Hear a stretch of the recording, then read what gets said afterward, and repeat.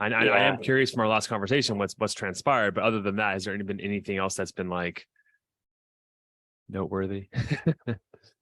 Yes. Well, since the last call we had, yeah, there's been a lot of stuff that's transpired, I feel like. I imagine, I mean, you put your boundaries down, right? Yeah, yeah, she really started to open up emotionally with me after that. So she started really expressing things to me that she was kind of guarding, I guess, about how she felt about our relationship and future plans, and just really scared about, losing what we have, and telling me about, just giving me visions about the future with us, and things that she was just kind of like hesitant to tell me before. So, But so what is it about doing that you think allowed her to want to open up and be motivated to do so? I think she got a little worried that that I was going to move on, or kind of that scarcity, kind of kicked in, and she was like, I better start telling him how I feel, or he's going to start, moving on to other things, and then we're not even going to have a chance to work on this. Because I think she was trying to dictate all of the timelines, and by me kind of pushing a little bit, it forced her to pull, back towards me some, to try to, I guess, keep me in the picture. You put some very clear parameters around the whole situation, right? Yeah, yeah. I told her that, the emotional affair, like she said she was going to try to stop the intimacy, or that they had a conversation about no longer being intimate. And and I told her, like, well, if you're just going to continue the emotional affair, that's still an affair, and I'm not okay with that. And I don't feel like it was a good situation for us to live together through that, because I just didn't think it was going to be productive or healthy, or positive. And so, like, recently she's told me, like, probably 4 times since then, and this is without me even asking the question. She's reiterated that they're not being intimate anymore. She's like, we're not doing anything. We're just, she's telling me things like, my emotions around this affair are completely changed. I don't feel the same way about him that I did, or about the whole, affair. And she even admitted to me on the phone one day, whenever this is right after I set my boundaries down, that her emotions have really shifted towards me, in the last few weeks. So I know, and I could feel that they were, but she was hesitant, or she was guarding that, and she wasn't telling me that. But after I pushed her to get her own place, then she started to open up with things like that. So, Mm-hmm. And how long ago was that?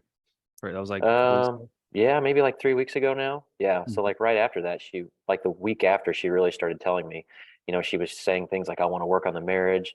But my emotions have really shifted towards you, and I don't feel the same way about him. And just things like that. And she's been telling me she misses me, and she's been initiating, like, contact, like physical contact, like hugging and stuff like that.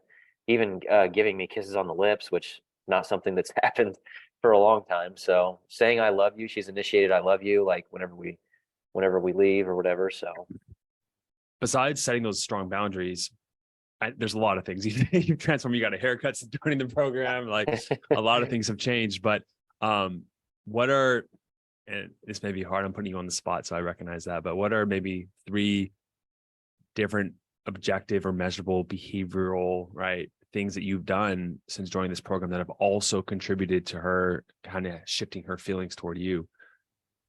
yeah. So, like, I feel like level 0 of the coursework is like the big stuff, like just being like non-reactive and trying to name her emotions.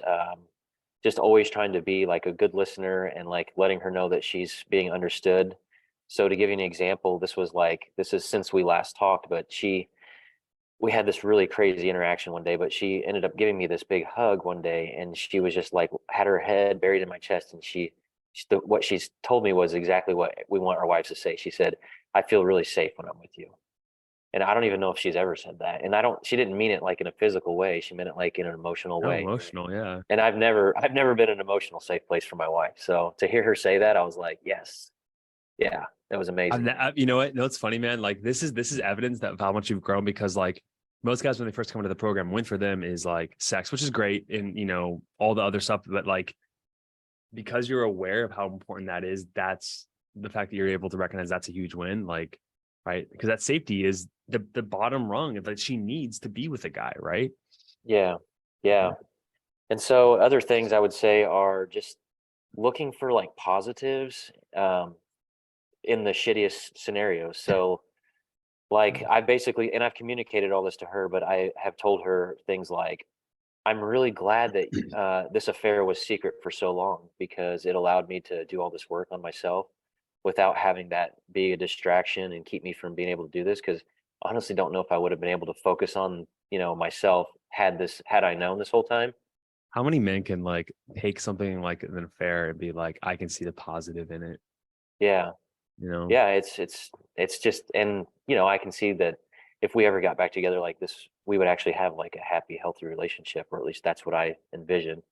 And she apologizes and tells me how bad she feels about it now, and I'm just like, yeah, but if you didn't have this affair, then we would just be unhappily married forever, so like there's a definite silver lining, and there's so many benefits to this having happened. I just hope that it works out in the end to where we can actually have that opportunity. So yeah. And Mhm. then a third thing would probably be like, probably just yeah, emotions. So like my own emotions. So something that I never really spent any time on was just thinking about like what is making me feel a certain way, and is it that there's a boundary being crossed, or is it just that I need to deal with this on my own? Is this an issue that I need to deal with personally for myself? And it's just like a behavioral thing. Really just like spending a lot of time thinking like, why do I feel this way, or what makes me act a certain way, trying to figure out what need I was fulfilling by having some toxic behavior.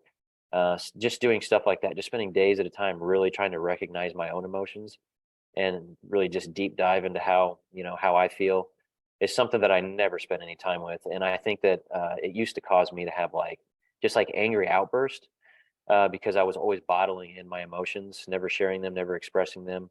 And so it was just always being released in like a really negative way. And so I've been really good about like just recognizing and my own emotions, and just really thinking about stuff like that. So yeah. So where are you guys at now? So we started the separation, I guess, about a week ago. So she's got an apartment. She has a friend who's a landlord who can help her get out of the lease early if she needs to, because we did have to sign a year lease.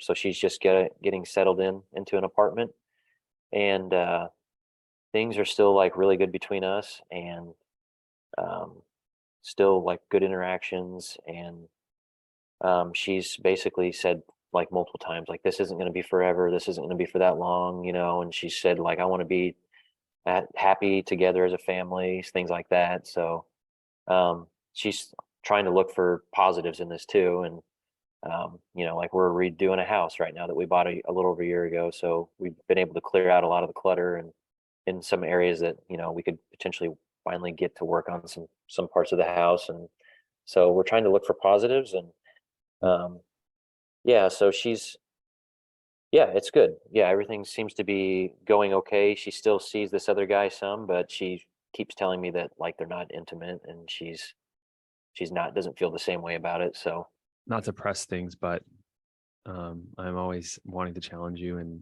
make you step further. But how do you feel about that? And is there a point where you decide to draw a stronger boundary around that relationship? yeah, I've been kind of holding off on drawing more boundaries around that, or pressing those boundaries, I guess, until she actually like commits to working on her relationship. Maybe she has brought it up actually in conversation. She's basically asked me like, so if we work on the marriage and get back together, you would have a problem with me seeing him? And I was like, yes. I don't see how like we could possibly ever work on our marriage if you were still trying to have a relationship with him at all. And I was just like, there's no way for me to ever be comfortable with that, Mhm. again. So, and Have she's like, you I have you used understand. have you used the reverse empathy technique with her? Mm-mm. Well, I don't think so. Tell me Yeah, about just it. yeah. So, in a very you got to be very mindful of your tone, but when you're speaking with her, you say simply out of curiosity, because if that is your intention, this is where you should be coming from. If the situation was reversed, Oh, okay. Yeah, I have done that. Yeah. Yeah. Yeah. and what was her response? Like, did you really make her think about like you having an So, emotional relationship with another woman? right. So I actually used that reverse empathy technique for around this exact situation. I asked her, you know, if it was me who had the affair, would you ever feel comfortable with me continuing to have a friendship with that person? And she's like, no. Like, okay. Okay. So, well, based on that, like I'm using logic here, right? Obviously, but like based on that logic, what was her conclusion? I mean, is the relationship put in a place where it should be fair? um, yeah, she understands and she gets it, and I think that she wants to get to a place, I think, for herself where she could let go of that friendship. But she says, like, right now she's like, I still would want to be friends with him in some capacity, and I'm just like, I was like, maybe at some point, like way down the road, like after like we've completely healed from all this, and like I know that like we're in a really good place. I was like, but I can't promise you that, like, I mean, while we're trying to work on things and repair everything, like he just couldn't be part of the picture because it just would be completely, I don't know, I think it would be just a toxic thing that would just keep happening. Yeah. Would you feel safe with her to have that conversation? You can have it. Yeah, so like one thing that like happened recently was she's starting to have like a lot of fear around the idea of us getting back together because she feels so much guilt and shame about, what she's done. She I don't know if there's something called positive sentiment override, but half the time I feel like she's in that with me. So where she's always like, you were just like this amazing husband all these years and you never did anything wrong. And I'm just like, okay, not true, but like Yeah, she's like, help her see reality for the way it is, right? And so like because women are such in this like guided by their emotions, you're that mhm. like that center for them, right? Yeah. So I kind of remind her like it wasn't as great as you think, but like of course like I took care of the family and did a lot of great things, but like you know we just there was things that she wasn't getting out of the marriage that she needed, and I understand that. But so when she talks about that, she gets hung up on her fear that like she'll never be able to forgive herself. Mm, And so that actually bothered me last weekend because in my mind, as things were going so well, I was starting to set expectations without realizing them. And then she was talking about how she actually is liking this apartment to have some space for herself, which is fine. But like, I started letting this anxiety creep in, and I caught it really quickly, so I was able to correct it. Like that night, I was like, oh my gosh, I can't believe I was falling into this trap where like I was falling into her frame and getting out of mine. And but I guess it was more like, how do you respond when she is expressing all this self doubt that like her inability to forgive herself and feeling this guilt and shame is going to prevent her from wanting to or being able to work on the marriage, I guess. so her capacity to forgive herself is you can't completely change that for her, but like you can Hmm. definitely influence her a lot. Like if you truly forgive her, like deep down, forgive her, she'll feel that Yeah. from you. It'll help. No, this story, no. So your story about that in the program about women just want to be like carried away. So she was at the house. This was after I told her to leave and before she got the apartment. She was talking to me about how good I look. She keeps telling me how good I look. And she was telling me how like that she's like extremely attracted to me. I look smoking hot. Like this has nothing to do with physical attraction. She just wanted to tell me that.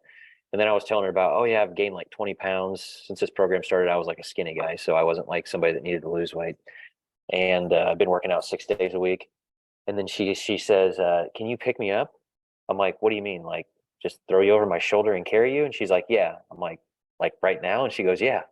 I'm like, "Sure." So I picked her up and threw her over my shoulder, carried her into the bedroom and threw her down on the bed. And she was just laughing. And that right after that was when she gave me that hug and she's like, "I feel really safe with you."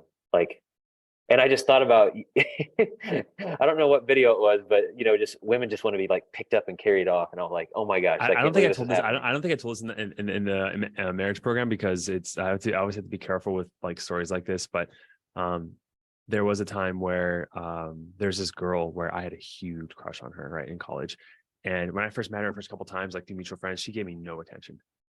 Like just like I didn't exist, right? And then one day we all go out to the bar. It's the only thing we could do in Chico in college. And it was actually during the day, so we weren't like drinking that much. But then like I heard this idea of like the story of this other guy, like, pick up the girl. Like when you're with her, just randomly pick her up, put her down, swing her around. I'm like, oh my God. I was like, my heart was racing. I'm like, all right. So I just pick her up and I carry her to the dance floor and I put her down. She looks up at me with like it's called anime eyes, like these big eyes. And like ever since that moment, she was all into me.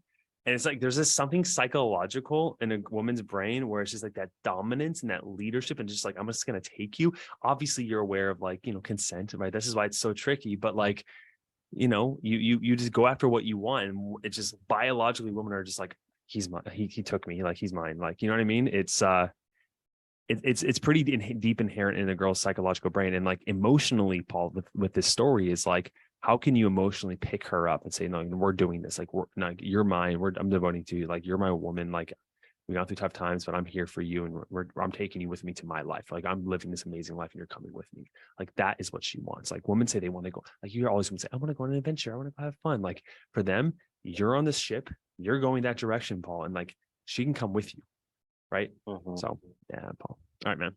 It's good talking to you. Yeah, stay in contact. Let me know. Send me questions if you have any questions about anything. I know Antonio and you are, always crushing it together in the messages. But yeah, man, I really appreciate you just like literally having a physical transformation along with your emotional one. And ever since day one, since I met you, man, and you're in that group and you're just like your feedback you were giving, I'm like, all right, this guy's gonna succeed one way or another. So I've seen it so many times. I know the mindset, and I just really appreciate you, man. All right. Thanks, Josh. I appreciate it too.